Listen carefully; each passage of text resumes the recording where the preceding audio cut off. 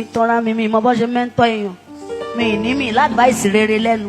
ẹ̀yin èèyàn ẹ mọ̀ súnmọ́ bíi àwọn nǹkan kan mà tó ń ṣẹlẹ̀ tó máa ń ṣeni ní kàyéfì kódà tó ń yani lẹ́nu ẹ wo ẹ̀yin olólùfẹ́ wa búburú ò ní jálù wá o fọ́nrán kan mà ló máa ń jáde rẹ̀ lórí ẹ̀rọ ayélujára tó sì jẹ́ pé eléyìí ó ṣeni ní kàyéfì ńlá tọ́ ẹ̀yin èèyàn ẹ mọ̀ wá jẹ́ dènà pẹ́nu ẹ jẹ́ kí n gbé ń débẹ̀ pápápá tó bá jẹ́ ìgbà àkọ́kọ́ yín lè tẹ bá ìkànnì pàdé akin káàbọ̀ sórí ìkànnì Kúnlé Ìjẹ̀ṣà níbi tá a ti mọ mú nǹkan wá lọ́lọ́kan òjò kan ẹ wò ó bẹ́ẹ̀ ṣe ń wọlé sórí ìkànnì wa ẹ dákun ẹ bá wa tẹ subscribe button yín ṣé ẹ wá rí subscribe button tẹ́ẹ̀tẹ̀ n ò já yín lówó ṣùgbọ́n kẹ́yìn náà kẹ́lẹ́ bá mọ láǹfààní àtòrí ọ̀fẹ́ sí gbogbo tá a bá mú wá sórí ìkànnì níbi subscribe button yẹn ẹ rí kíní kan báyìí bí aago ẹ tẹ̀ ó làwọn olóyìnbó ń pè ní notification bell òní ò mọ táyé lólobó lóòrèkóòrè bá a bá tún ṣe mú fúnra wá sórí ìkànnì wa ẹ̀yin lẹ́ẹ̀mọ̀ jẹ́ ní àkọ́kọ́ tẹ́mọ̀ rí bẹ́ẹ̀ sì ń bá wa tẹ̀yìn náà bá dáwọ́ yín lé òrèrè báyìí la máa já sí ẹ má gbàgbé àdéhùn àlàmúṣẹ lórí ìkànnì Kúnlé Ìjẹ̀ṣà pé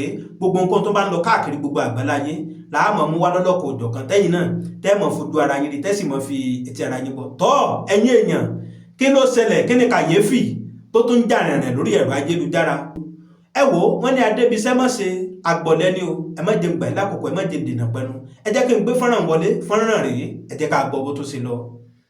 mo ní ìbéèrè méjì tàbí mẹ́ta tí mo fẹ́ bi arábìnrin yìí tó ń pè ní Yinka Alaseyori mò ń bọ̀ ń bẹ̀ gbogbo ẹ̀yin ọmọ ìjọ Redeem ẹ̀yin lẹ ṣì ń dá wàhálà sílẹ̀ láwọn ọ̀nà wo sà à ń sọ pé kí bàbá Adébóyè ó jáde kí wọ́n sọ̀rọ̀ àmọ́ ohun tá à ń sọ o ṣùgbọ́n torí pé ohun tó kọjú sẹ́lòmí sà ẹ̀yìn ló kọ sẹ́lòmí mo sì ń sọ màá dẹ̀ tún máa sọ wípé tó bá jẹ́ pé Redeem church or Redeem camp kan ni wọ́n wọ̀ ọ́ ok let's say wọ́n wọ Redeem church kan wọ́n dẹ̀ kó àwọn ọmọ bíi 50 something tí wọ́n kó ní Òṣogbo yẹn ṣé bàbá Adébóyè ò ní jáde ṣé wọn ò ní sọ̀rọ̀ ẹsà kíní ẹsà ó simple gan o because bẹ́ẹ̀ ohun ìjọ Redeem bẹ́ẹ̀ ṣe ń gbé kíní ìsà ẹ̀ ń gbé bí ẹni wípé bàbá ò lè jáde kí ló fẹ́ jáde fún ṣáwọn ní gómìnà ni ṣáwọn ní sẹ́nitọ̀ ni ṣáwọn ní pírẹ́sídẹ̀ǹtì ni ohun tó kọjú sí yín nìyẹn now sà bàbá Adébóyè ò bú wọn ohun tá à ń sọ ni wípé ìgbáyé Goodluck bàbá jáde gbogbo àgbáyé lórí kí ló ṣẹlẹ̀ ní ìgbáyé Buhari bàbá ò jáde now kí ló ṣẹlẹ̀ ní ìgbáyé Tinubu sà pẹ̀lú àwọn ìṣẹ̀lẹ̀ tó ń ṣẹlẹ̀ yìí bàbá ò jáde ohun tá à ń sọ nìyẹn sà kò sí ìfẹ́ àti ìṣọ̀kan nínú Christian body mọ́ mi ò ní pẹ́ nínú fídíò yìí mo ní ọ̀rọ̀ láti bá Yinka Alaseyori sọ Yinka Alaseyori ìbéèrè àkọ́kọ́ lélẹ́yìí jọ ṣé lóòótọ́ lo ní oyún rí tó o bá ní oyún rí ni o ò ní sọ pé ká lọ máa gbàdúrà so ohun tó ń sọ ni pé a ò gbàdúrà ní Nàìjíríà kó tó bí ìyá ẹ láti ń gbàdúrà Nàìjíríà so ohun tó ń sọ sí pé àdúrà ò gbàmọ́ àbí a ò gbàdúrà àbí a ò gbàdúrà so ohun tó ń sọ sí ni pé àwọn ọmọ tí wọ́n gbé yẹn àwọn òbí wọn ṣe Ọlọ́run bàbá tí wọ́n pa yẹn bàbá yẹn ò kì í gbàdúrà àbí number 2 question ṣé lóòótọ́ ló ní oyún àbí and number 2 ṣé lóòótọ́ ló gbé ọmọ yẹn fún 9 months ṣé lóòótọ́ ló gbé oyún yẹn number 3 question ṣé lóòótọ́ ló gbé nígbà tó fẹ́ bímọ torí abiyamọ gidi ò ní sọ̀rọ̀ bó ṣe sọ̀rọ̀ yìí wòmí tó bá ń jẹ pẹ̀lú ìjọba yàn ní mínì ìwọ kọ́ ni gospel artist tó wà ní Nàìjíríà tí wọ́n dẹ̀ sọ̀rọ̀ tí a dẹ̀ fèsì mọ́ pé wọ́n sọ̀rọ̀ so you don't need to come outside and be telling the whole Nigeria that ká máa gbàdúrà so tó bá gbé ọmọ ẹ láì tí ẹ̀gbọ́n mi o tó bá gbé ọmọ tó tara ìjáde ọmọ tó bí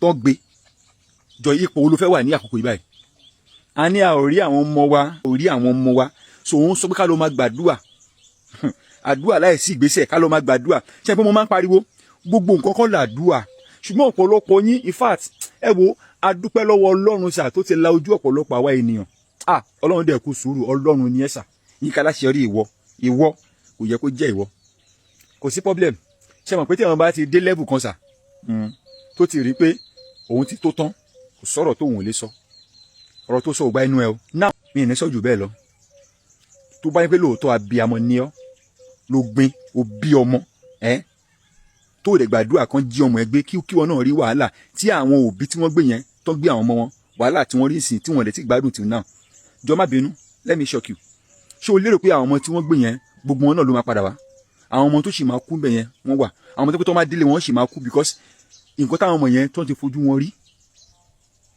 àánú ọlọ́run báyìí nìkan lóko àánú ọlọ́run nìkan lóko báyìí wá bọ́ síta wá ń sọ nọ́nsẹ̀nsì lẹ́nu kò tọ́ sí ẹ lẹ́nu o tó bá fẹ́ gbàdúrà lọ kó àwọn fámìlì ẹ jọ kó máa gbàdúrà fún wọn lọ kó àwọn fámìlì ẹ àwọn fámìlì ẹ lọ kó wọn jọ kó máa gbàdúrà fún wọn kì í ṣe olórí burúkú ọ̀rọ̀ tó sọ yìí kò tọ́ sí ẹ lẹ́nu Yínká Aláṣeyọrí kò tọ́ sí ẹ lẹ́nu wòmí sà orúkọ mi Wòlíì Sẹ́tù kò tọ́ sí ẹ lẹ́nu wòmí àwọn abiyamọ tọ́wọ́ ọmọ wọn tí wọ́n rí báyẹn sìn wọn gbàdúrà ẹ o sórí ọ̀rọ̀ yìí lè die down kó lọ ṣùgbọ́n lọ́jọ́ iwájú gbólóhùn yìí máa dúró de lọ́jọ́ iwájú mo fẹ́ kó mọ bó ṣe ń rí lára mo fẹ́ kó jí ọmọ ẹ̀gbẹ́ láìpẹ́ yìí kó mọ bó ṣe ń rí lára bóyá kó rán ọmọ ẹ níṣẹ́ kó má rí for the past 2 days mo fẹ́ kó mọ bó ṣe ń rí lára kọ́ lọ́ máa gbàdúrà so àwọn òbí yẹn wọn gbàdúrà so ohun tó sọ sí pé àwọn gbàdúrà ní Nàìjíríà pẹ̀lú bí orí òkè olórí burúkú ṣe pọ̀ ní Nàìjíríà tó àti ṣọ́ọ̀ṣì wèrè tó pọ̀ ní Nàìjíríà yìí so àti gbàdúrà tó àbí ẹ̀yin ọmọ redeem ẹ jọ̀ọ́ ẹ ṣọ́ra fún àwọn ọ̀rọ̀ tẹ́ ẹ̀ ń sọ lẹ́nu please be very very careful it's not compulsory you talk àwa tá à ń sọ̀rọ̀ ń sìn ẹ̀rí gẹ́gẹ́ bí ọmọ èṣù àbí ṣebí ẹ̀yin ẹ̀ ń ṣọ́ ọmọ èṣù àbí ẹ̀yin lọ́mọ Ọlọ́run ẹ̀yin ọmọ bàbá Adébóyè ẹ má sọ̀rọ̀ ẹ kò dákẹ́ but tó ẹ pé ohun tẹ́ ẹ̀ ń ṣe da no problem sir ṣùgbọ́n ẹ sà mo fẹ́ kàn jí ọmọ ẹ gbé kó mọ bó ṣe rí lára ẹ̀yin abiyamọ olórí burúkú òṣì Ọlọ́run in fact Ọlọ́run lè dá ẹ lẹ́jọ́ àwọn kan wà àwọn ọ̀tọ́ sí ọmọ níbi táwọn kan ti gbàdúrà kí wọ́n rí ọmọ bí ni wọ́n bí wọn lòun sọ nọ́ọ̀sẹ̀sì lẹ́nu wípé ẹ̀ẹ̀kan lọ́ọ́ máa gbàdúrà is it because you are collecting contract from government àbí bóyá òun rí jẹ lábẹ́ government àbí kò sí problem it is well mò ń bọ̀ Olúwa ó kù díẹ̀. Aṣíwájú Bọ́lá Ahmed Tinubu ẹlẹ́tí wọlé fún primary election ní APC ta lẹni tó dìbò fún yín Aṣíwájú mo ń béèrè lọ́wọ́ yín ni o President of the Federal Republic of Nigeria mo ń béèrè lọ́wọ́ yín ni ta ni ẹni tó dìbò fún yín tí ẹ fi wọlé ẹ jọ̀ọ́ ẹ jẹ́ n béèrè lọ́wọ́ yín kí ni nǹkan tẹ́ gbé dání tí ẹ fi campaign fún àwọn ọmọ Nàìjíríà tí wọ́n fi dìbò fún yín ìbéèrè mi sí yín ni wípé ṣé ẹ fẹ́ fi agídí ẹ fẹ́ fi ṣe president lórí àwọn ọmọ Nàìjíríà ni ẹ ti parí ọdún 4 ewu nǹkan tẹ́ sọ Nàìjíríà dà ẹdẹ̀lẹ́ fẹ́ padà wá láti wá tún ṣe president again ọdún 4 lórí àwọn ọmọ Nàìjíríà lẹ́yìn ìgbà tí ẹ ní àṣeyọrí lórí gbogbo tẹ́ ṣe gbogbo ọdún tí ẹ lò ń bẹ̀ fi yáwó káàkiri gbogbo àgbáyé ni ọdún tí ẹ lò ń bẹ̀ ayé àwọn ọmọ Nàìjíríà ayé gbogbo wa pátápátá kò sí kankan nínú ayé wa tí ó lọ sí iwájú middle class àwọn tó ń pè ní middle class ẹ ti eradicate wọn kò sí tó ń jẹ́ middle class mọ́ ní Nàìjíríà ẹdẹ̀lẹ́ fẹ́ padà láti wá ṣe kíni torí Ọlọ́run ẹ̀yin ọmọ Yorùbá tí ẹ ń sọ káàkiri wípé ọmọ ẹni ò ní ṣèdí bẹ̀bẹ̀rẹ̀ ká fi ilẹ̀kẹ̀ síde ẹ jẹ́ ń béèrè lọ́wọ́ yín ṣé ẹ̀yin ò sọ reality fún wọn ni ẹ sọ fún wọn torí pé wọ́n jẹ́ ọmọ Yorùbá ń sìn gbogbo tó ń ṣẹlẹ̀ sáwọn ọmọ Yorùbá nísìn tó ń ṣẹlẹ̀ sáwọn ọmọ Nàìjíríà á láti padà lọ dìbò ká tún padà máa jẹ̀yà torí pé wọ́n jẹ́ ọmọ Yorùbá bí wọ́n ṣe ń gbé àwọn èèyàn ẹ jẹ́ ká tẹ̀ fìyẹn sílẹ̀ because wọ́n máa ní kì í ṣe orí gọ́ọ̀mẹ̀ntì tí wọ́n ló ti bẹ̀rẹ̀ but ṣé intel sọ fún àwa nísìn ni wípé the hardship tó wà ní Nàìjíríà the hardship tí àwọn ọmọ Nàìjíríà tí gbogbo wa tí a ń dojúkọ ṣé the same hardship kan náà ní ká continue for another 4 years ẹ ṣàlàyé nǹkan tẹ́ bá ń sọ fáwọn ọmọ Nàìjíríà náà ẹ̀yin tẹ́ lọ́mọ Yorùbá ni o ẹ̀yin ni mo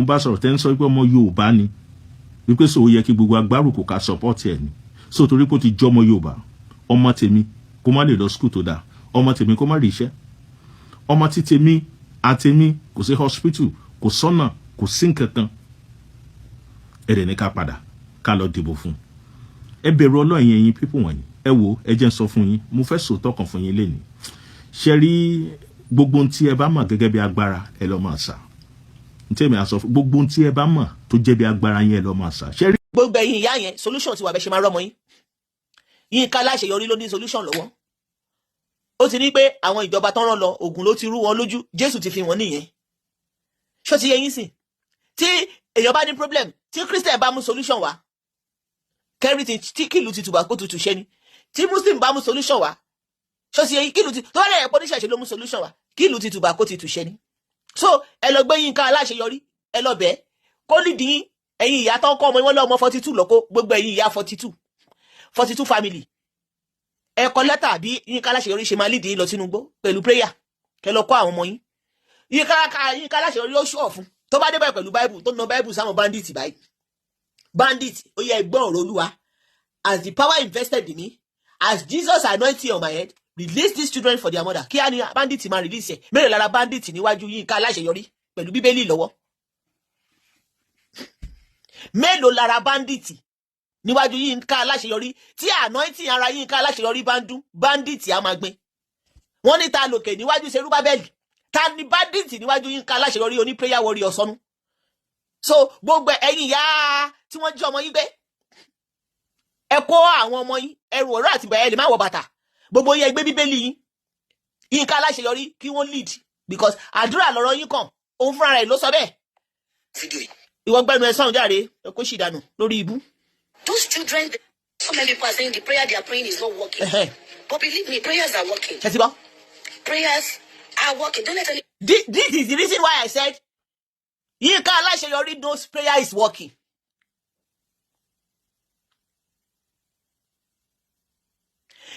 Yinka Alaseyori knows that prayer is working. She knew that prayer is working. That is why she said you all should pray. What do you use it for? Political whatever now. Okay. The point is we need to pray. From the first person, from the president to the last person in this country, we all need prayers. Okay. Every parastatals, every sectors, we all need prayer. Now, I will repeat it myself once again. Forget about my English. Bandits didn't hear English when they carry your children. So all the mothers of 42 children in your state that the bandits your children. The husbands of those teachers that bandits your wife. You all should march to Yinka Alaseyori house peacefully. Let her lead the prayer warriors to bandit bush.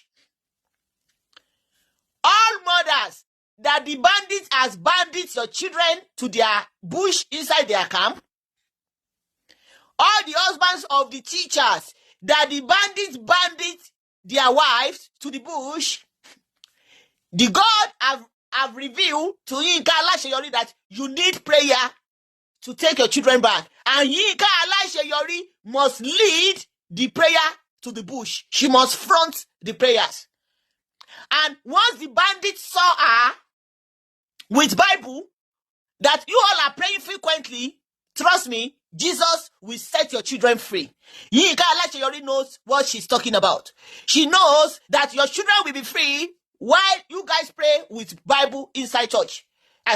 Inside bush. You cannot pray inside house and tell Jesus to release your children inside bush. Don't send Jesus to bush. You have to go there yourself so that Jesus can follow you. So Yinka Alaseyori, you must follow those mothers to the bush with your Bible.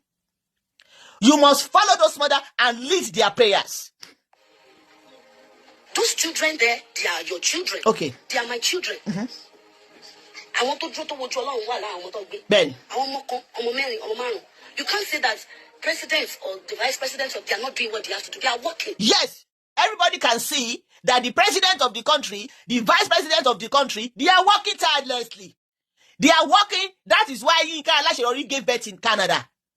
Yinka Alaseyori resident is in Nigeria, but she gave birth in Canada because the government of our dear country is working. She couldn't give birth in Nigeria. So, because of the working that they are working. You can't say they are not working. Yes, they are working. Even the security personnel, when they sumo to see let's rescue our money. Yes. As Yinka Alaseyori said, and I quote, that the security personnel of Nigerians are working, that they have reached the bush, but the juju of the Fulani bandits is covered their security personnel face. And the last time I checked, the government muyon. But to Yinka Alaseyori, the Holy Spirit unveiled to her that the security personnel, when they reach the bush to rescue the children, that the juju of the bandit is covered the security personnel eyes. So that is why she said you all need to pray. That is the place of prayer. You see, just because. Now she said that is the place of prayer.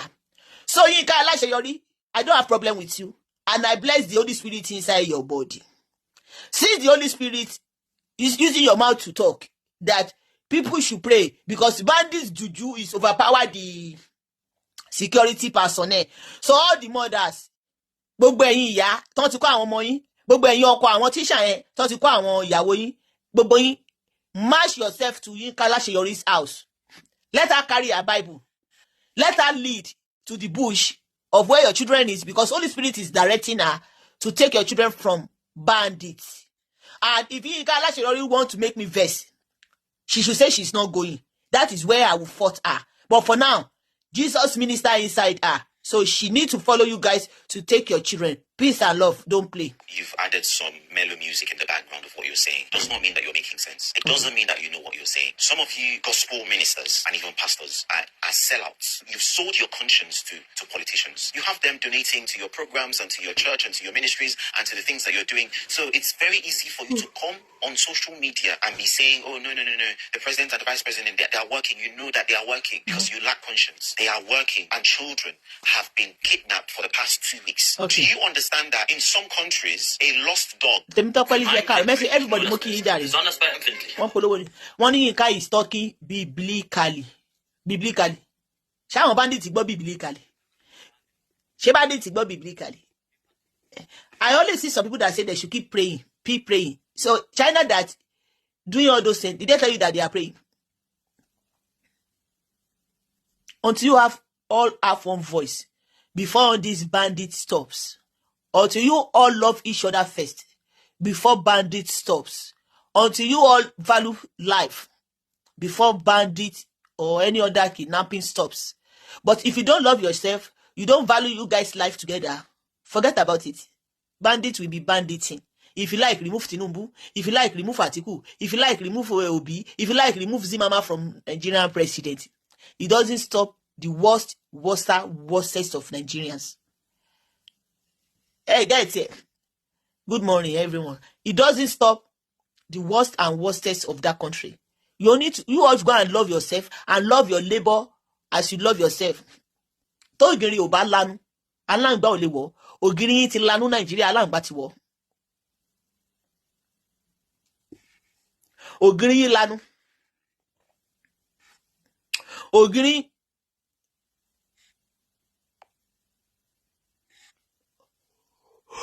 Okay. Ògiri yín lanu. Ògiri yín lanu. Aláǹgbá ti wọ̀. Nigerian citizen, go and do yourself as one. Go and do yourself as one. When you do yourself as one, then the government will now love you. You don't love each other, and you expect the government to love you. Who does that?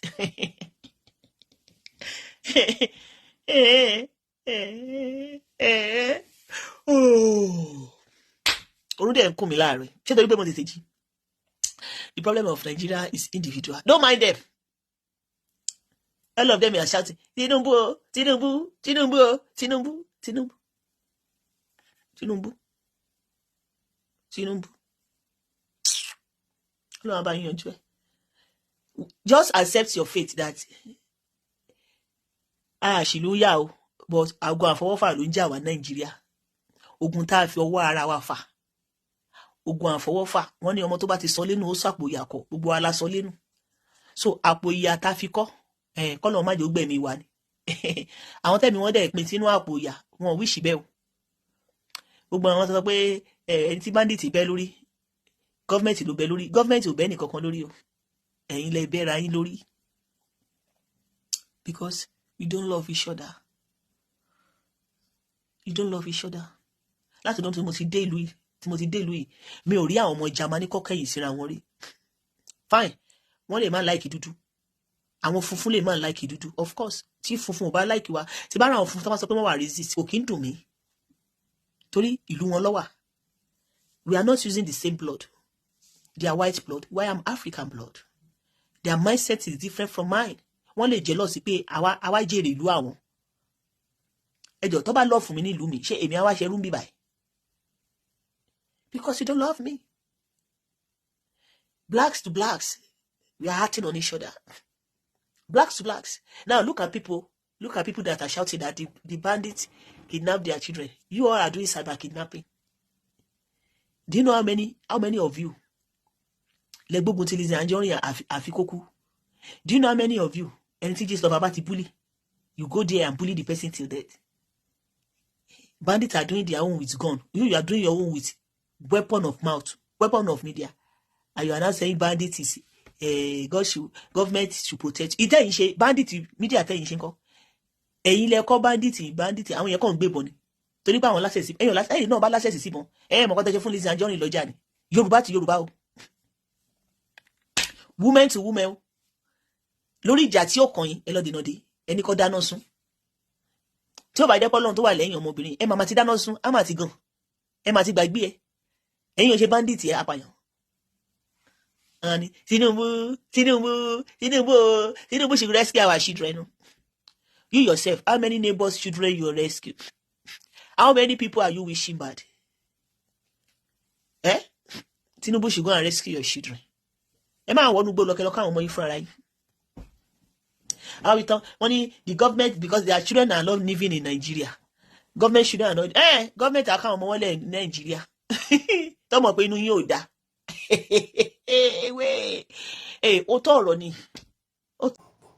Tọ́ ẹ̀yin ọlọ́gbọ́n èèyàn, ẹ̀yin amòye èèyàn tẹ́ ẹ jẹ́ olólùfẹ́ Kúnlé Ìjẹ̀ṣà àtẹ̀yin tó jẹ́ pé ìgbà àkọ́kọ́ yín rè ẹ jẹ́ ká máa gbọ́ èròǹgbà yín látàrí fọ́nrán tá a mú wá sí etí ìgbọ́ ẹ̀yin olólùfẹ́ wa yìí. Ẹ máa comment, ẹ máa bá wa share rẹ̀, ẹ máa pín lógúnlógún, ẹ máa pín lọ́gbọ̀nlọ́gbọ̀n, ẹ jẹ́ kó kun nílé, ẹ jẹ́ kó kàn àlejò, ẹ pín sórí Facebook yín, sórí WhatsApp yín, sórí TikTok yín. Ẹ wò ó ibi táwa fi àdàgbà ètò ìsọlẹ̀ sílẹ̀ ẹ má gbàgbé pé àdéhùn wa náà làmọ́sẹ̀ pé gbogbo nǹkan tó bá ń lọ káàkiri gbogbo àgbáláyé láàmọ̀ mú wá sórí ìkànnì Kúnlé Ìjẹ̀ṣà tẹ́yìn náà tẹ́ mọ̀ fojú ara yín rí tẹ́sì mọ̀ fi ẹtí ara yín gbọ́. Ẹ má wàá gbàgbé ẹ tẹ subscribe button yín kẹ́ tẹ follow button yín kẹ́ lè máa jàǹfààní lóòrèkóòrè lórí ìkànnì wa. Àdúrà wa sí gbogbo ẹ̀yin olólùfẹ́ Kúnlé Ìjẹ̀ṣà ni pé orí wa ò ní gbàbọ̀dé o, ọ̀rọ̀ wa ò ní di àgbà tó jìn sí kòtò tó kára yòókù lọ́gbọ́n. Ire báyìí lójú owó rí, ire lójú ọlá rí, ire lójú gbogbo wa ọmọ rí o. Ìpàdé wa bí oyin ó dàbọ̀. Ẹ ṣé tẹ́ ń bá wa wò fọ́nrán wa.